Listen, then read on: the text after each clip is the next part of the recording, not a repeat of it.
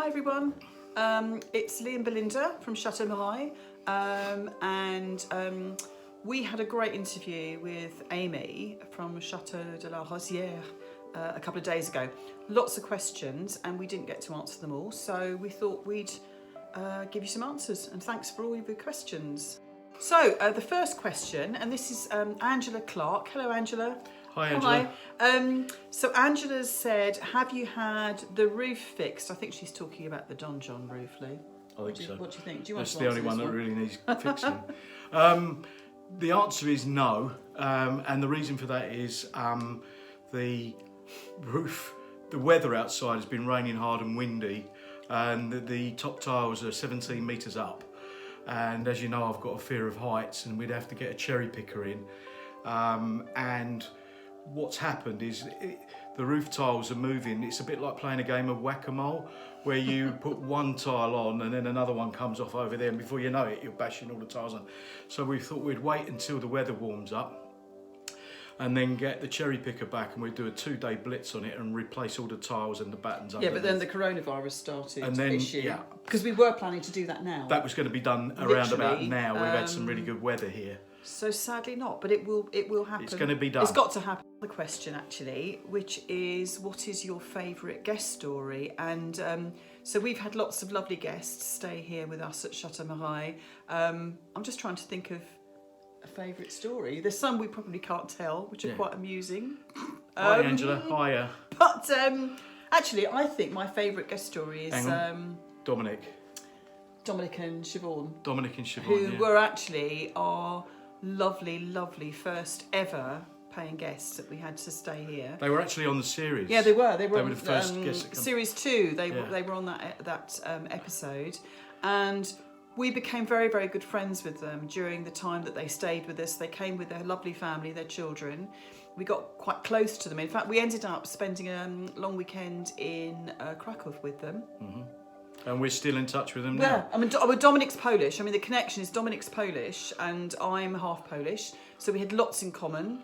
And in fact, his mother is still translating my dear father's memoirs actually for me. So yeah, that was a lovely story. So Emma Clark would love to know. Hi Emma. Hi Emma. Would love to know more about our history. Now, Lee, you're the history buff. I can't call you a buff. Not a buff. Are you buff? No, Anyway, I'm not. I'm buff. I'm buff. Look at me. Lee's It's taken me years to get this. So can you give us a brief overview? Because obviously, quickly. I'm actually writing up the history at the moment, so I'm researching it. But we do have a brief history we can give you now. Okay, very quickly. There was a construction on this site many years ago, and no one, we can't really claim the date of it because no one can be sure exactly when it was constructed.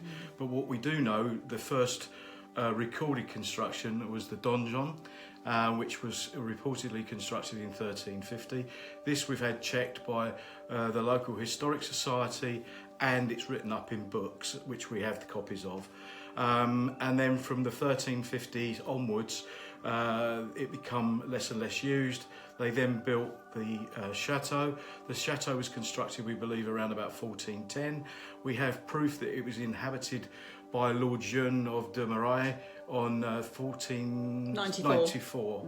And we have the history of the chapel being added, the back additions done, the barn and the house that we live in added as well. So the whole collection of buildings are various ages. We've actually also got a list of every inhabitant of the chateau ever since, pretty much, well, certainly since 1494, and we're going to be keeping that going. So the next question is from April. Thanks, April, for your question. Hi, April. So April wants to know when we're going to do the garden.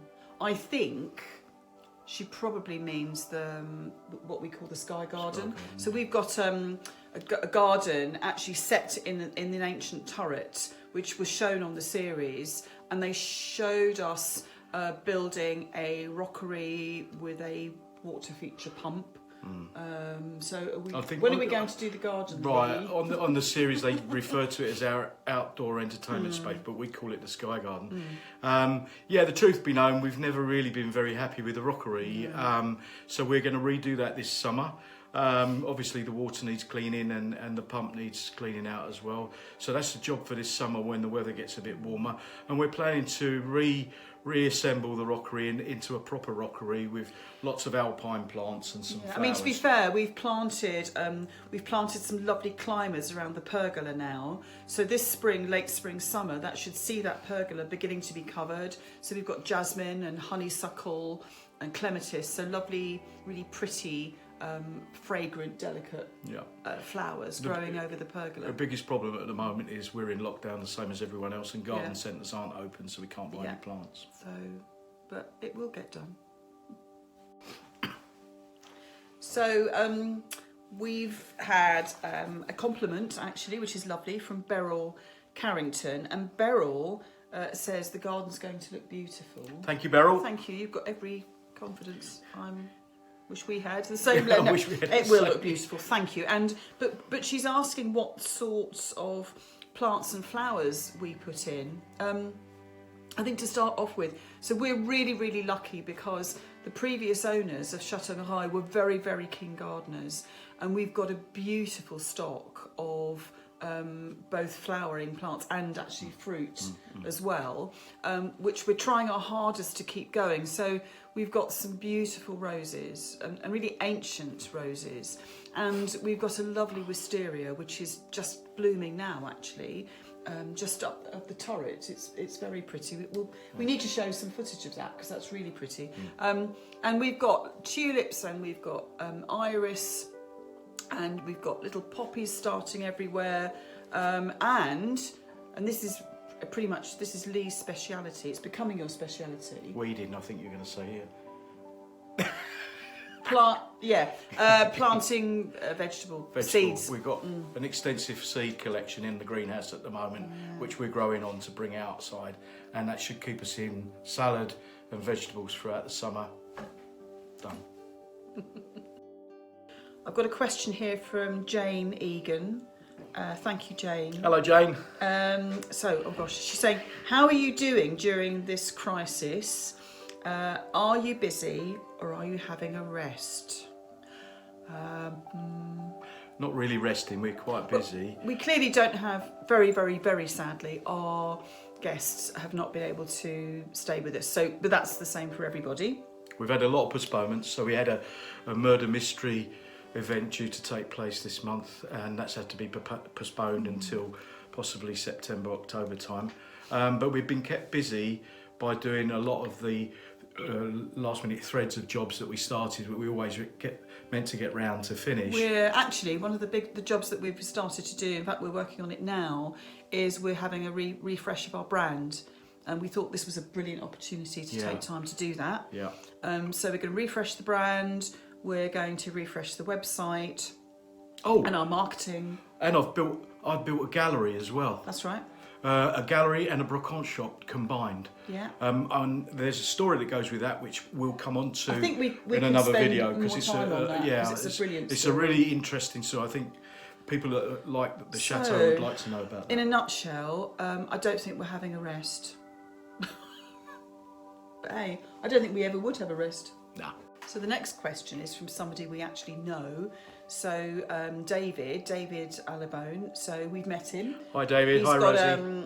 He and his wife Rosie have got a house in France, which is not that far away from us. And they popped in to visit us last year. In fact, they've lent us their Scafftown. Yeah, we've got Scafftown. It's safe, David. Don't worry. We've looked after it. So Dave's got a bit of a cheeky one, Lee, and he said if he wins the lottery, could he buy the chateau?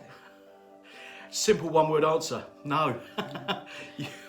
You're both welcome to come and see us, have a cup of tea, but we're not selling. We no.